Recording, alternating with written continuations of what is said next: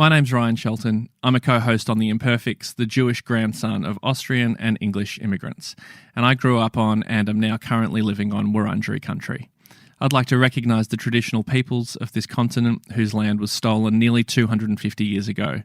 In particular, we at The Imperfects would like to acknowledge the Wurundjeri people of the Kulin Nation as the traditional owners of the land on which this podcast was recorded, and we extend our respect to all Aboriginal and Torres Strait Islander peoples.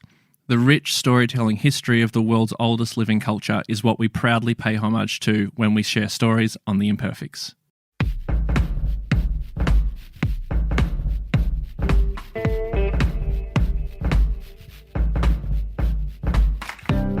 We're all imperfect, and on this podcast, I'll be chatting with a variety of interesting people who are willing to make themselves vulnerable by sharing their own struggles and imperfections. Then we'll discuss the invaluable takeaways we can all apply to our own imperfect lives. I'm Hugh Van Kylenberg from the Resilience Project. And I'm Ryan Shelton from my mum. And I'm Josh from Hugh's mum. And this is The Imperfects. I don't know why I'm nervous. I don't know why I'm feeling nervous. This is our 5th year. Yeah. And it's just the three of us. I've got no reason to be nervous. I love you guys, and I feel very comfortable with you both. But, yeah, I feel nervous for some reason. Are you nervous, Josh? A little bit. I'm more nervous now that you've said you're nervous. Oh, God. Oh, no. Hugh, you're not nervous. I'm starting to feel it now. It's catching. Yeah. Well, welcome back. The fifth season of The Imperfects. This is just a trailer episode, so almost don't even listen. Turn off now, probably. You know we're nervous, and that's all you need to know. Yeah, there's no interview in this episode. This is just a general catch up and a hype up. Really. Is it a hype up? It's not really. I don't think we're hyping anything. No, that's what I thought. Yeah, no, definitely not a hype up. No.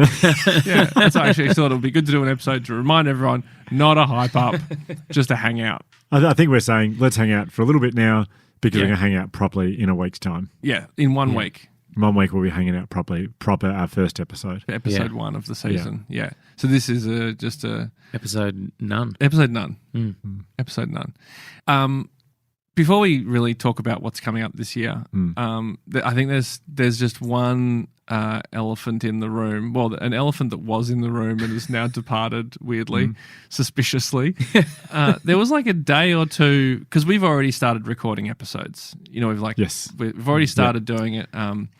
And it was one day, Hugh, you arrived on crutches. Oh, yes. You arrived on crutches and... 2 days. 2 days. It was 2 days, was it? Yeah. 2 days, and I was very concerned. I was like, oh my God, what happened? You both were. You're both lovely. Yeah, it was like, because, your thing is running, exercise. Yeah. And I was very concerned because I was like, oh my God, he's not going to be able to... What's happened? And then... So you talked about something bad that had happened. I don't know, I kind of tuned out. Started talking using Latin words, and I was like, I don't care. Just how many weeks you out, mate? That's what I was saying. Yeah, do you remember what it was, Josh? Was it? I remember it was because he'd broken his foot. Broken his foot? Yeah. Yeah. Well, here's what happened. Because then, mysteriously, actually, it wasn't even mysterious. All of a sudden, you were like, oh, I'm racing tonight. And then I forgot about the crutches, and then later I was like, hang on, he was on crutches days ago. Yeah. But that's what happened. It's so I was lying. About a week ago, I was lying in bed and I was thinking, I haven't been injured. You were lying. I was lying in bed. I was lying at work. Yeah. No, I was lying in bed and I was thinking to myself, I haven't had an injury this season. In my 5 years of doing athletics, I've never had this. This is amazing. And I thought, I'm just going to do an extra session to celebrate tomorrow. That'll be...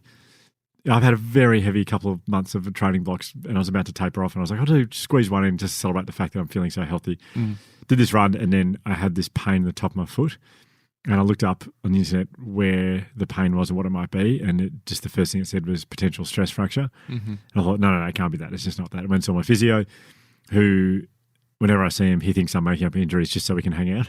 He's like, mate, you don't need to. You really don't need. Just tell me when I have a coffee. We can have a coffee. You don't need to make up stories about. Is he a nice guy? He's the best. Yeah. Wow, you really lit up there. I mean, That's joy I've never seen. He's the best. I always, when I'm in the waiting room, like he'll like stick his head out to see who's there, and he always sees me and just like rolls his eyes. But I get a real buzz from that. Wow. I'm always waiting for him going, has he seen me? Yep, he's seen me. Okay, so you've limped in. I could barely walk. Barely walk. I could barely walk. I hobbled into the physio and I said, I know I often over-dramatise injuries, but I reckon this is bad. And I explained the pain and he put his thumb on the point of the foot and he said, do you know what? I actually think this is quite bad. He said, this looks like a stress fracture to me. And I went, are you kidding? That's what the internet said. Yeah. Potential stress fracture. Yeah. I said, I think I've got, and he said, yeah, it's, when he did all these tests, he said, yeah, I think that's a stress fracture. And he never, ever, ever, like he always plays down every injury so much to me. He's so cute like that. It's such a him thing to do. Yeah, it's very him. Is there a chance he listens to this show? No. Yeah, it's not his thing. Yeah. That's what you like about it. Treat him mean. He said to me the other day, he goes, I had a patient the other day and they mentioned you and said they really liked you. I was like, someone else who's got bluffed. Wow. Okay, the hard to get. So hard to get. He's the best. Yeah. I reference him so much. Even like when we see specialists for the kids or whatever, I like his name's Andrew Wallace, and like Peter will go, "What do you think? Was that person good?" And I go, "It wasn't an Andrew Wallace. I want the Andrew Wallace level of good. That's what I'm after here." What do you love about him? I think he's the best physio in the world. Like I think he's the best at what he does. Yeah. But anyway, geez, what an intro this is.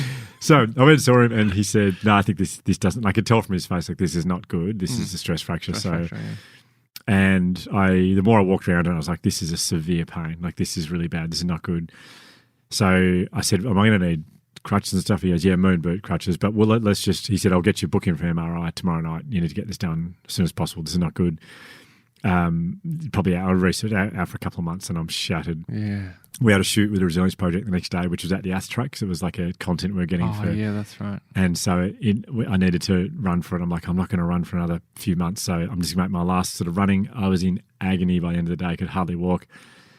Had crutches. I'm saying to everyone, yeah, like I think I've broken my foot. It's a stress fracture. I told so many people I've got a stress fracture. I'm out for ages, messaging all the running community. I was like getting sympathy off them, and they're sending me memes like, "Oh, you're a real runner now." And I was like, "Yeah, I am a real runner now. It's a runner's injury. You never run till you've had a stress fracture." Anyway, blah, blah, 60 blah. Minutes called me for a comment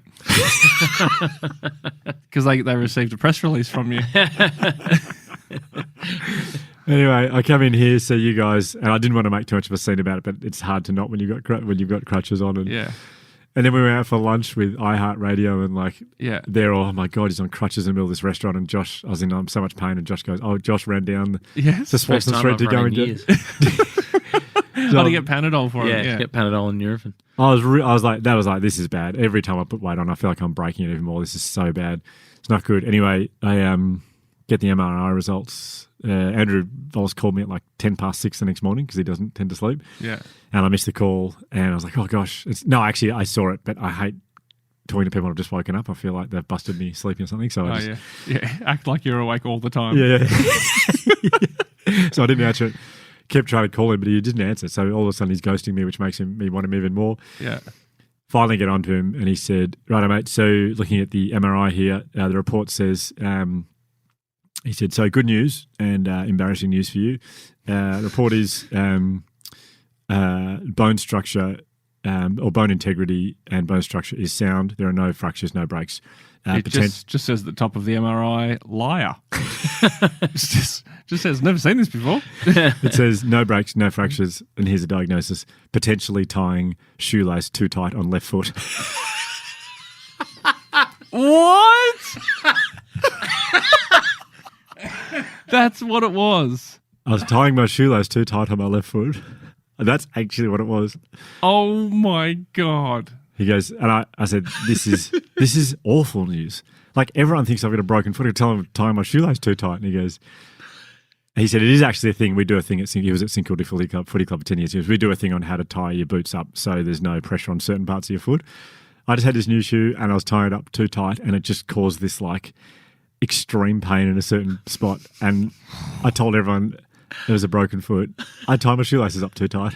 That is, well, it's hilarious, but also Embarrassing. Haven't you read? I thought you've read Shoe Dog, the Phil Knight book. I have. Yeah, in that there's a bit in that book where he talks about how he realized that athletes were tying their shoelaces too tight. Oh, yes.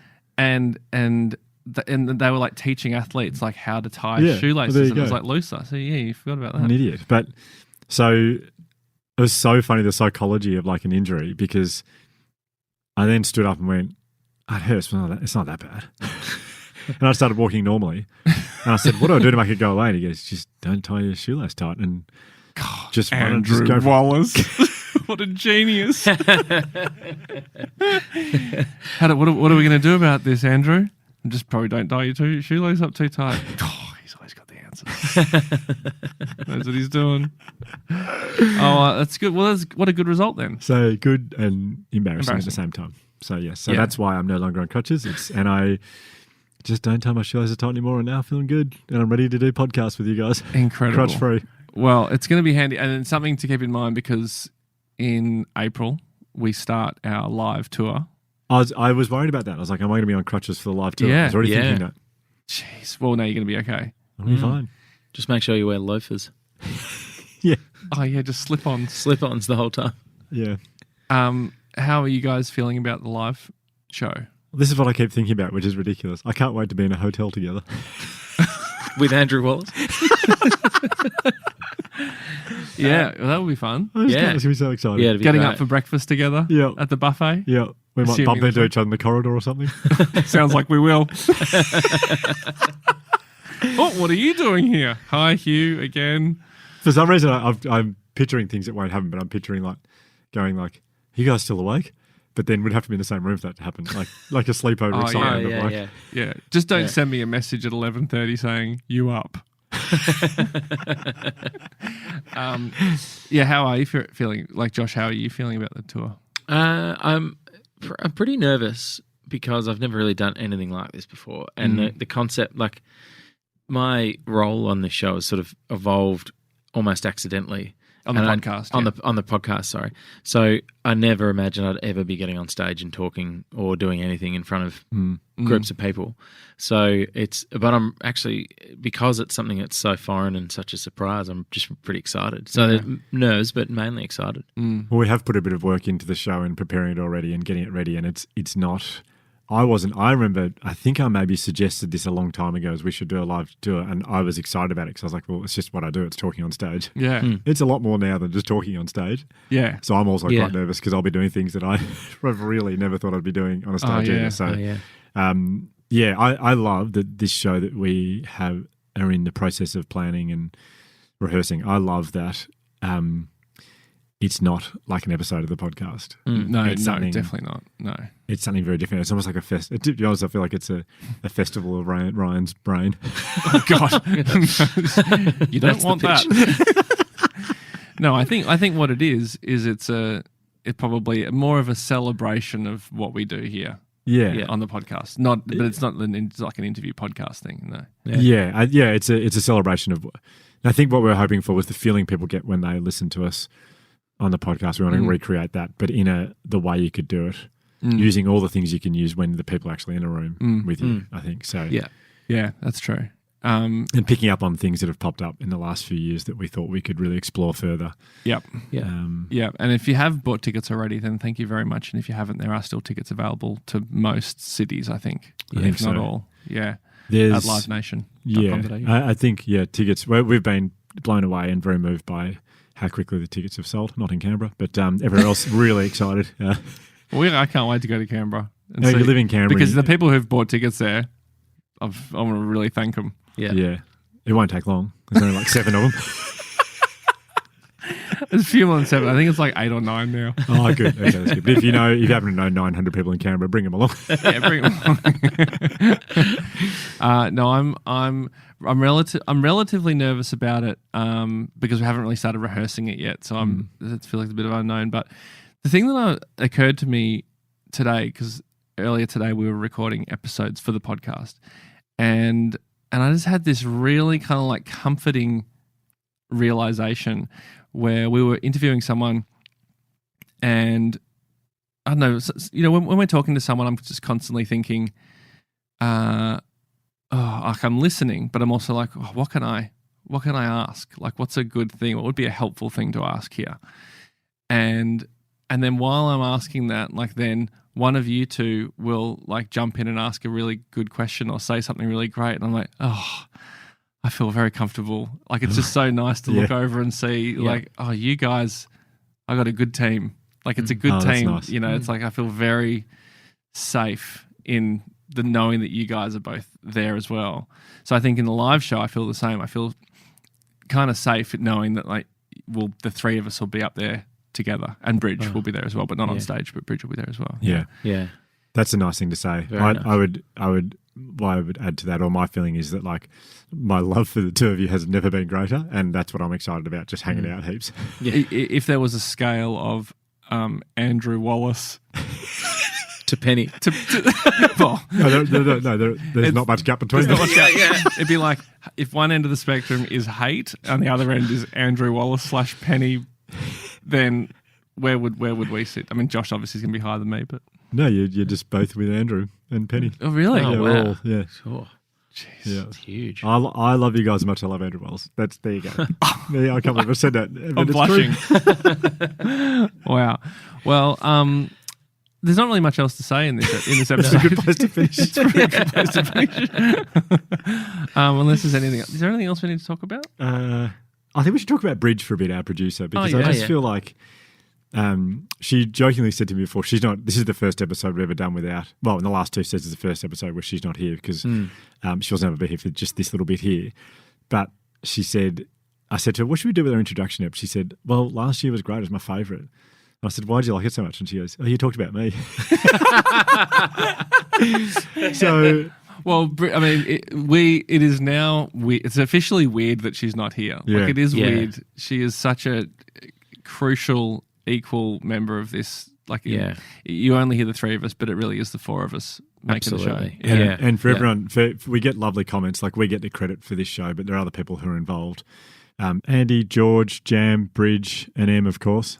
But I do want to just say with Bridge, we are so unbelievably lucky. We're lucky to have all of them. I feel like if Bridge couldn't do this anymore, there would be no podcast. Like she is the glue that makes this all happen, and she is unbelievable. And we are so lucky to have her. Yeah. That should be enough to make the episode good, I reckon. Bridge would be happy with that. Yeah, happy with that. Great. Yeah. Bridge at Northeast.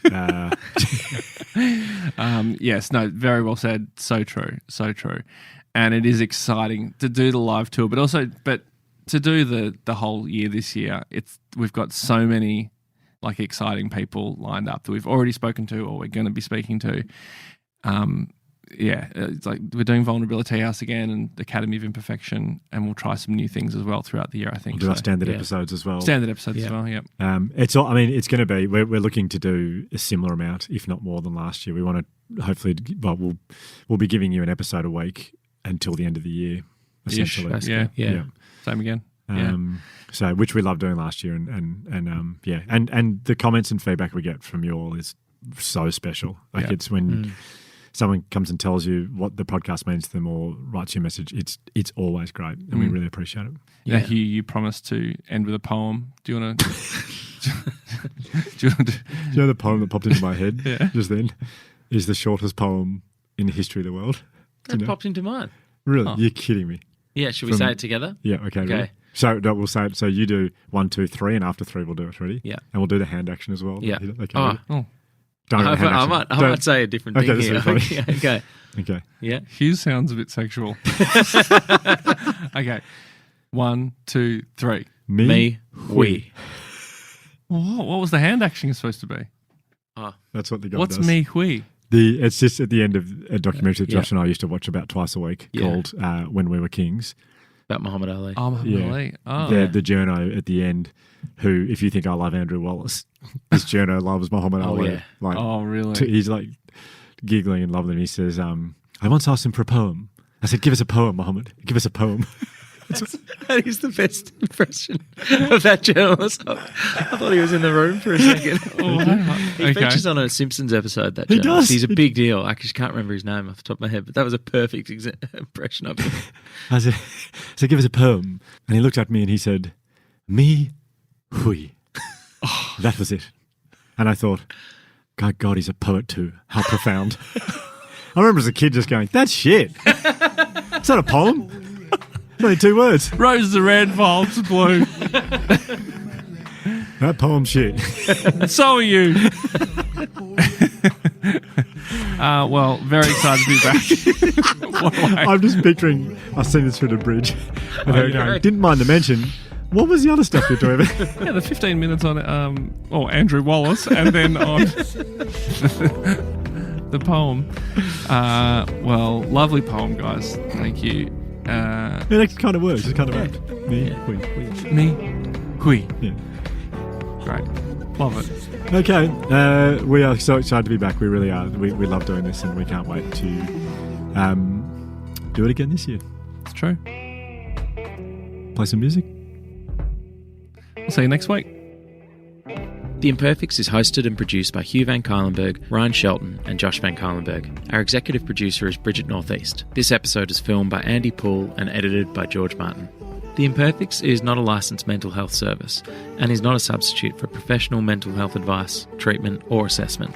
The advice given in this episode is general in nature, but if you're struggling, please see a healthcare professional or call Lifeline on 131114.